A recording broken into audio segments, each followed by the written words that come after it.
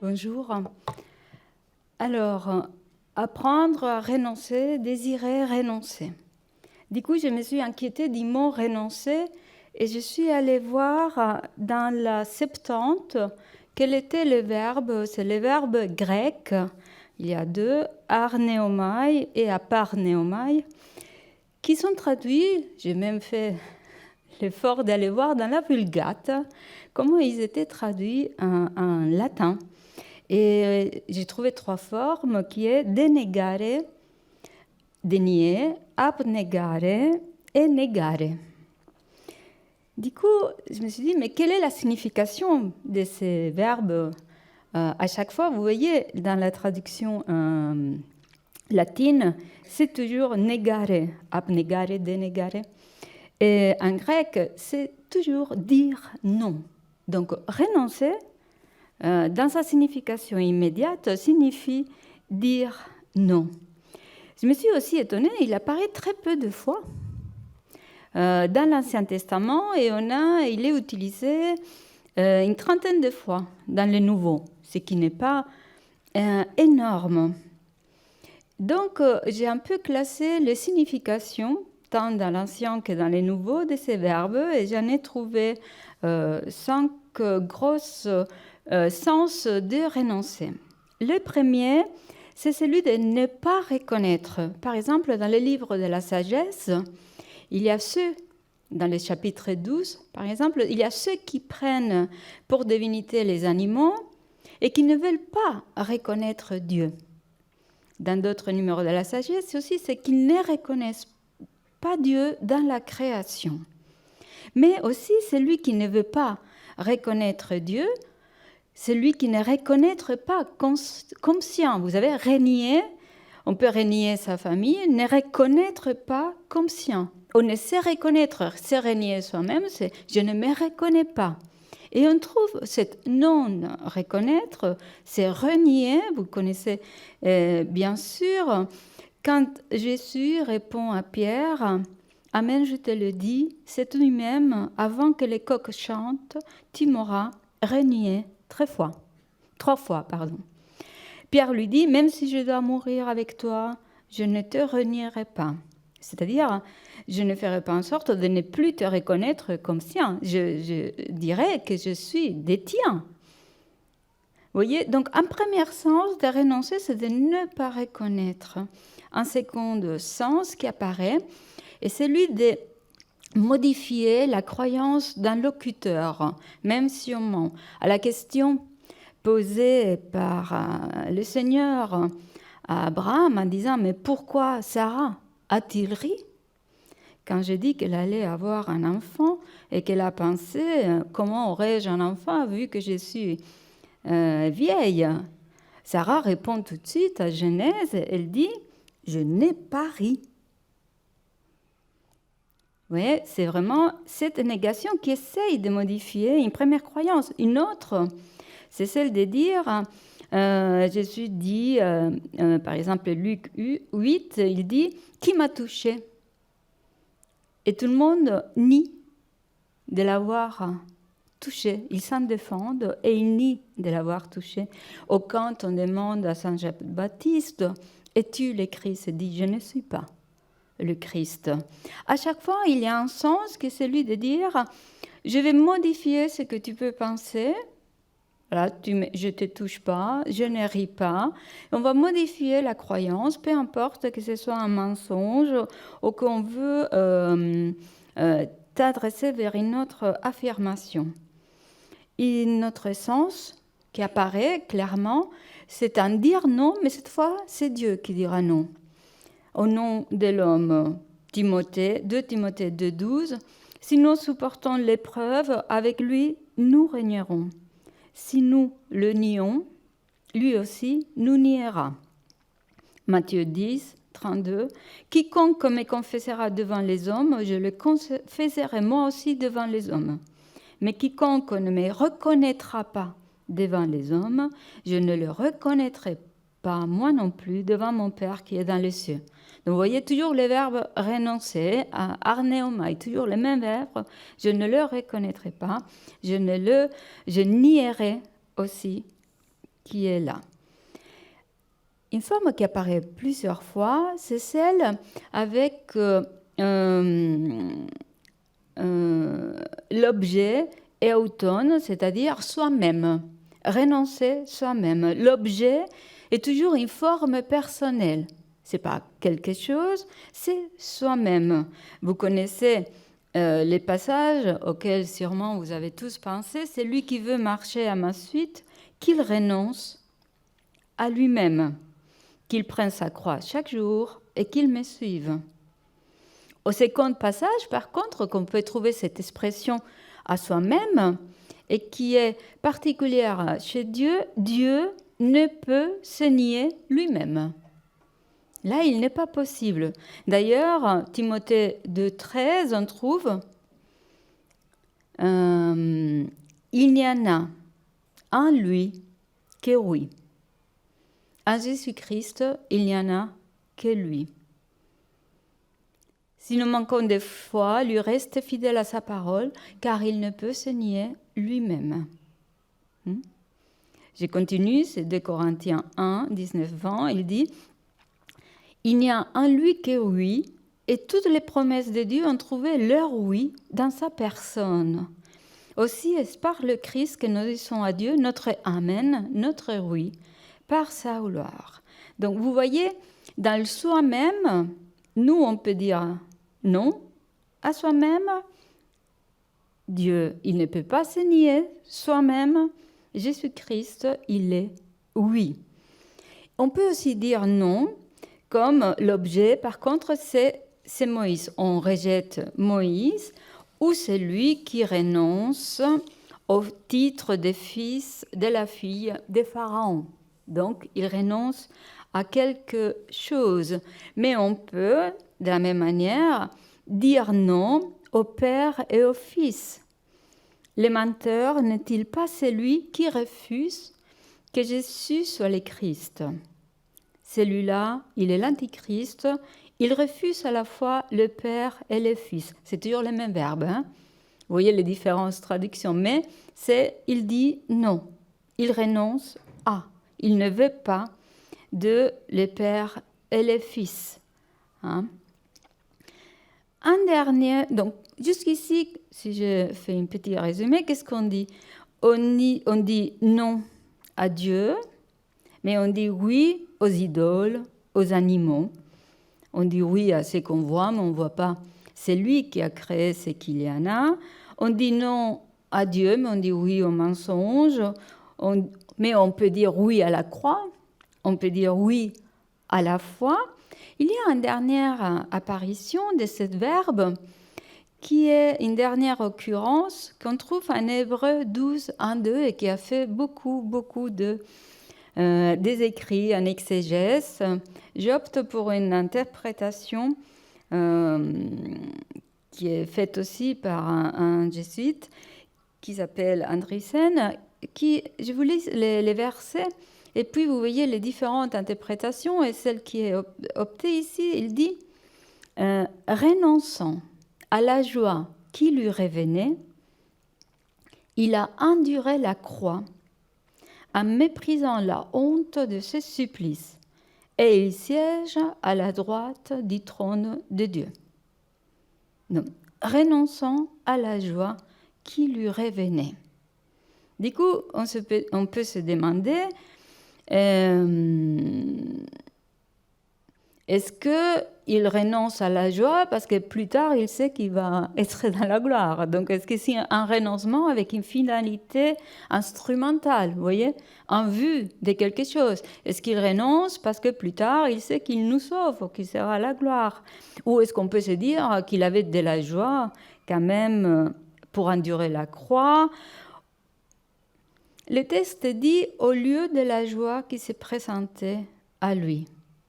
On peut entendre qu'il renonça à cette joie, mais il fait quoi? Il affirme la croix.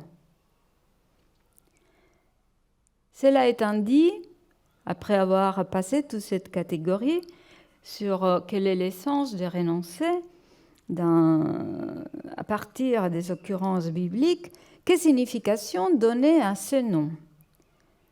Voilà la proposition que je vous fais, que vous avez entendu un peu, c'est que pour moi, le renoncement présuppose une affirmation en premier lieu. Quand on dit « je renonce », si je dis non à quelque chose, je suis en train de dire oui à quelque chose d'autre, bien sûr. Alors vous allez me dire « mais non et oui, alors ils sont symétriques ». Soit je dis non, soit je dis oui, et ils sont symétriques. Je ne pense pas qu'ils soient symétriques, qu'on puisse renoncer, qu'on puisse dire que la négation est l'opposé symétrique de l'affirmation. Ce qu'on peut dire, je pense, c'est que la proposition négative se réfère à une affirmation parce qu'elle diffère de l'affirmation proprement dite en ce qu'elle est une affirmation de second degré. Elle affirme quelque chose d'une affirmation. Elle affirme qu'elle a choisi déjà quand elle dit non à quelque chose. Ça, c'est le premier point. Donc, cet renoncement est un oui préalable. Pourquoi je dis c'est un oui préalable? Parce que pour moi, le oui, il est vraiment sans contraire. Il est excessif, il est illimité. On ne peut pas le circonscrire. Je vous cite ici Rosenzweig, je trouve très intéressant parce qu'il dit « le oui est commencement ». Le non ne peut pas être commencement, car il ne pourrait être qu'un non du néant. Mais cela présupposerait alors un néant possible d'être nié. Donc, un néant qui se serait déjà décidé au oui. Donc, le oui, l'excessif, il est vraiment ce qui est original, ce qui est première. Un autre point encore, la décision de renoncer affirme le oui. Dans ce cas, si à la volonté de Dieu, et je vous laisse Thérèse d'Avila qui dit « Il me semble qu'ici-bas, nous ne comprenons que par extraordinaire ce que c'est ce contentement. » Elle parle des degrés de l'horizon. Et il s'y mêle toujours un oui ou un non. Dans cet état d'oraison, tout est oui. Le non lui vient ensuite en voyant que cela est fini et qu'elle ne peut le recouvrir. Car on a beau s'anéantir à force de pénitence, d'oraison et tout le reste, cela ne sert pas à grand-chose si le Seigneur ne veut pas nous accorder. On a beau s'anéantir à force de pénitence, d'oraison, on est toujours ici-bas, dans un oui et dans un non. Mais il est possible, dans l'état d'oraison et dans les vies, d'être dans un état de oui. On n'est pas « je veux, je ne veux pas, peut-être, mais je veux parce que j'obtiendrai cela, je ne veux pas parce que les conséquences sont ça ». C'est un oui. Au général, c'est un volo, un vouloir total. Il y a un illimité de ce oui qui est posé dans la relation avec Dieu. Voilà pour un premier moment où je voulais m'entretenir avec vous sur ces occurrences bibliques et la proposition que je vais vous faire de renoncement, dire non parce qu'il y a un oui première. Là, je vais faire plutôt une réflexion sur quelles conséquences c'est de dire oui a sur nier soi-même. Peut-on désirer renoncer? Peut-on vouloir nier soi-même? Et qu'est-ce que cela compose? Et comment le oui nous indique un chemin? Première chose, c'est que ce oui développe sûrement, si vous l'avez un peu côtoyé le oui, une extrême lucidité, une capacité d'introspection clinique sans égale. Encore Thérèse, il dit « La vie spirituelle, tout semble d'abord pénible, et à juste titre, parce qu'il s'agit d'une guerre contre soi-même. Mais dès qu'on met la main à la pâte, Dieu opère de telle sorte à notre âme et lui accorde tant de grâce que tout ce qu'on peut faire en cette vie paraît peu de choses. Donc une fois qu'on met la main à la pâte, à partir des oui, même si tout semble pénible, on peut continuer en avant. Qu'est-ce que ça recherche, cette lucidité? Cela nous demande de nous mesurer avec nous-mêmes, c'est-à-dire de se savoir victime, mais aussi protagoniste de soi-même. Pourquoi? D'un côté, on ne peut voir, vous et moi la première, le monde qu'à partir de notre propre optique, de nos propres histoires, à l'intérieur de notre champ visuel, des lieux où on est né, des personnes qu'on a fréquentées, de la culture à laquelle on appartient, des mots qu'on sait, de la condition politique, économique, etc. Donc, on est déterminé par cela, donc on se mesure avec ce qu'on est, mais au même moment, il y a à traverser une distance d'avec soi pour se savoir aussi victime, parce que quand même, on tombe toujours dans les mêmes problèmes, on a toujours les mêmes obsessions, les mêmes fantasmes, les histoires se répètent, on est protagoniste, on peut être fier de nous, mais parfois on est aussi un peu en se disant, quand même, je me répète là, je fais toujours le même, je me sens la victime de moi-même. Ce travail intérieur de lucidité traverse, comme les sons nous disent, un grand chaos intérieur, une occlusion de l'âme, un combat, une fatigue, peine, effort. Ça demande un gros ménage intérieur. Parce que schématiser, dire tout son champ intérieur de notre vision du monde, pourquoi je vois comme ça, pourquoi je ne le vois pas autrement, etc., demande du temps. Je n'arrête pas de me répéter qu'il faut beaucoup de temps pour se rendre compte de sa propre stupidité.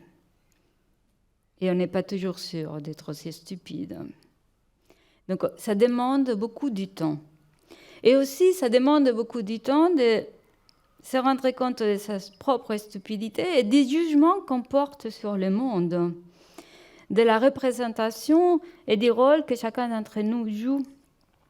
Qu'avons-nous vraiment compris du monde, de l'histoire et des personnes auxquelles nous adressons? Et quelles compétences légitiment notre jugement? Vous voyez où ça porte. Donc, qu'est-ce qu'on peut attendre de ces renoncements? On se dit, mais c'est bien, on fait un petit toilettage intérieur, on se connaît, on sait où on va, on se fréquente, c'est pas si grave, et on s'en sort. Si c'était ça, ça irait très bien. Mais on se rend compte que ces renoncements ouvrent quelque chose de très profond, que celui, il révèle une solitude. Une solitude où on se rend compte qu'on n'est qu'avec nous, et que dans ces solitudes, il y a beaucoup de lieux à parcourir. Mais un espace qui est à parcourir et qui se dégage, qui nous dit par exemple Catherine Dessiène, il dit dans le livre des dialogues, ne sors jamais de la connaissance de toi-même. Donc elle nous invite à y rester, à nous parcourir. C'est en toi-même que tu me connaîtras. C'est le Seigneur qui s'y adresse. C'est lui qui a dissipé par la connaissance de soi-même la nuée d'amour-propre.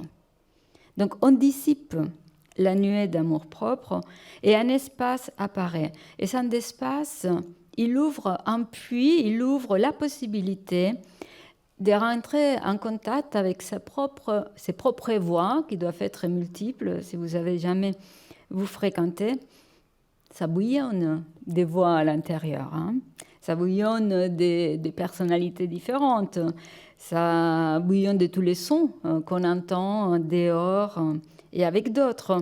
Mais il y a aussi dans cette solitude un espace où on ouvre la possibilité d'une autre voix, une voix qui est la plus intime à soi-même, mais aussi la plus dissemblable. On se dit, ça ne peut pas venir de moi, ce n'est pas possible. Je n'ai pas la force, je n'y arrive pas. On entend avec les oreilles de l'âme. Et on entend avec une foi quelque chose de très clair et de très secret. Mais c'est au prix de la distance avec soi-même que nous pourrons peut-être un jour correspondre avec nous, être réalistes, humbles et vrais. Et c'est au prix de ces distances avec soi, que nous pouvons réussir à situer les degrés de crédibilité de ce que nous disons, mais aussi de ce que nous taisons. Et quelles seraient les conséquences? Vous voyez, toujours, je prépare trop. J'en ai préparé 3, je vais aller un peu vite, mais on pourra en discuter. Alors, dans cette solitude où s'ouvre cet espace, qu'est-ce qu'on peut en faire? Parce qu'on va continuer à parler, on va continuer à utiliser nos propres mots, comme je vous disais. Peut-être je propose d'avoir un rapport assez délié à notre propre langue maternelle et à la langue qu'on pratique, qu'elle soit maternelle ou pas, aux expressions propres de notre exigu vocabulaire, de sa répétition constante, à l'usage excessif ou désincarné. Je pense qu'il y a toujours à confesser, et c'est un exercice dans ces jours-ci très huileux sur les mots, l'ambivalence des mots, l'oscillation entre la banalité quotidienne, la force poétique de certains de nos propos, mais aussi l'abus idéologique. Et on oscille toujours avec ça.